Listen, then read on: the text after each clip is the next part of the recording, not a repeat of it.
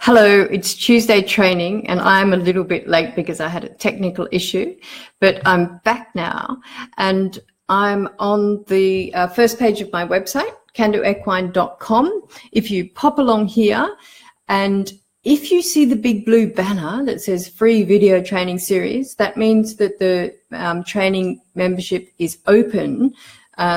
So you can subscribe. It also means that if you put your name and email address in there, I will send you 4 videos, one each day for the next 4 days, and you can have a look at how I teach and what I teach and that sort of thing. And if the big blue banner isn't there, then that, I'm afraid, means that the membership is currently closed, and it's closed for between 1 and 6 months at a time. When I have enough members or too many members, I'd like to keep it quite small so that I can reply to everybody individually and help everybody along the way. Anyway, if you come to this page, what I want to show you today is talking about wet saddlecloth days and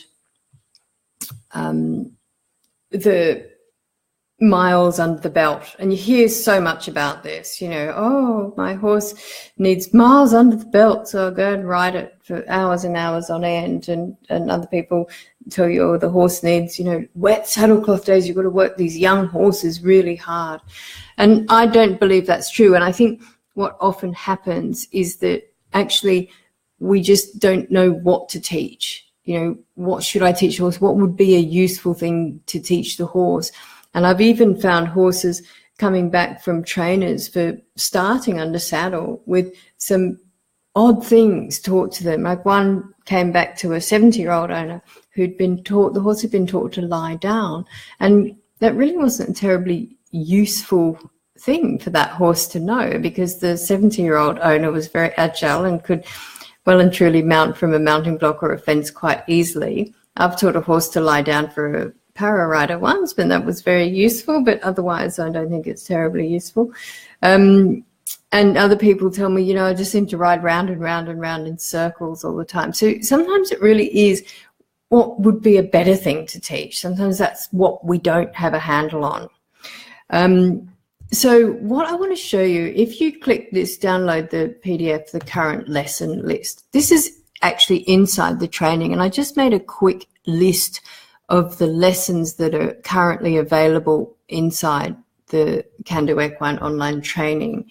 It's quite a long list if we flick through it, as you see, but it's all set out so that you can come in and actually work your way through from lesson 1. Each one of these lines is a video. So from number 1 is how to navigate your way through the training, and we can go from there straight into getting your horse into the engagement zone, and then down to give to the bit, shoulder control. So they're all building on each other. So once you've taught give to the bit, then you can teach shoulder control, hips to the fence, and first saddling. Now, first saddling is an interesting one because, you know, you think, oh, well, I only need that if I'm starting my horse under saddle, breaking my horse in. And that actually isn't really the case. There are some terrific lessons in here that are very good for either a cold-backed horse or a horse that you feel just hasn't had a very good first experience of the saddle,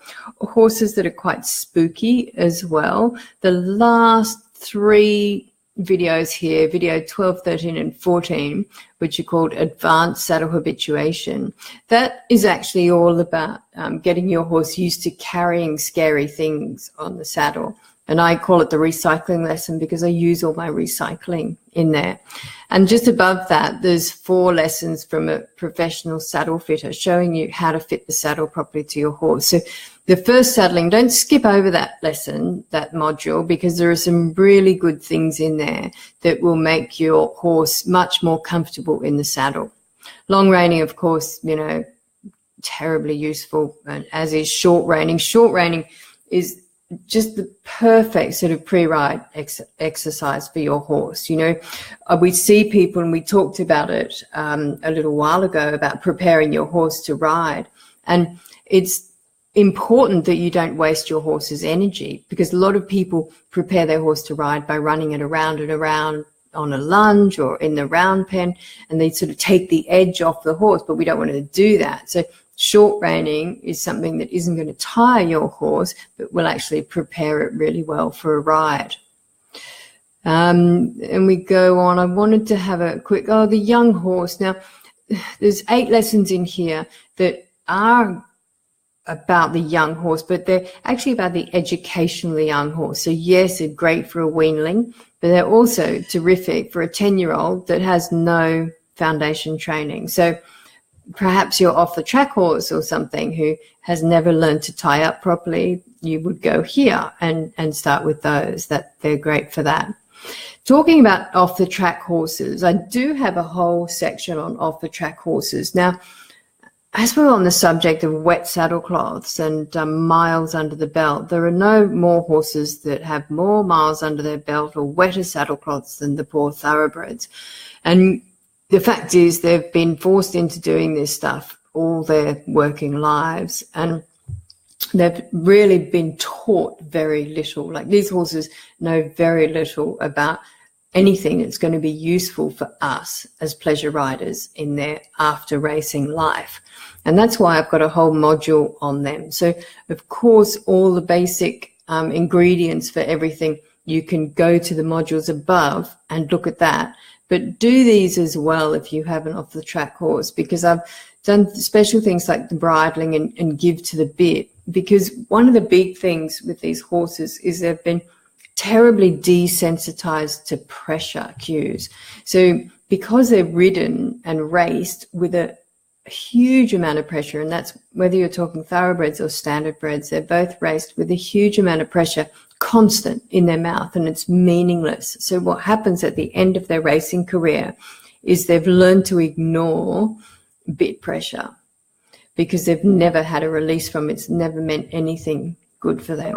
So we have to resensitize those horses, and that's why I've got this special module. It's all about untraining the bad things that they learn and retraining the good things. But we have to be a little bit careful. We have to treat them a little bit differently because there's a lot more untraining to do with these horses. And it's tempting, because they're broken in and they're already being ridden, to think they know all these things, but they don't know all these things. So we have to treat them really as more of a blank canvas. So I'm very careful at resensitizing them to pressure cues, especially the bridle cues.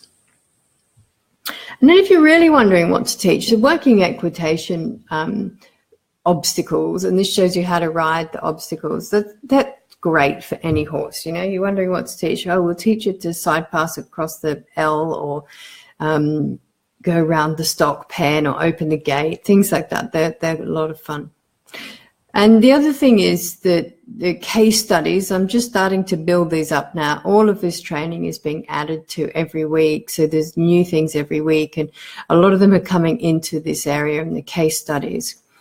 So we're just going to have a look at these shying on the long reins and the bubble building. And that was done with a horse just last week. And you can find those if you want to get an idea of how these lessons work. Go along to the blog up here on the top right of the navigation. And there you can get the lesson list there. And here are those 3 lessons. So it's using groundwork to engage the horse, horses that shy. And no, that was a different one. This is the ride of that same horse. So the 3 videos were taken on the same day of that horse. So if you want to get a bit of an idea of how my lessons look and what you'll see when you get in there, the blog is completely free. You can go in and have a bit of a look at those lessons. So that's a good place for you to start. So there we are. That's me for today. If you've ever wondered what to teach, there is plenty of stuff to teach inside the Can Do Equine online training system. And I look forward to seeing you in there and helping you along your way very soon. Bye now.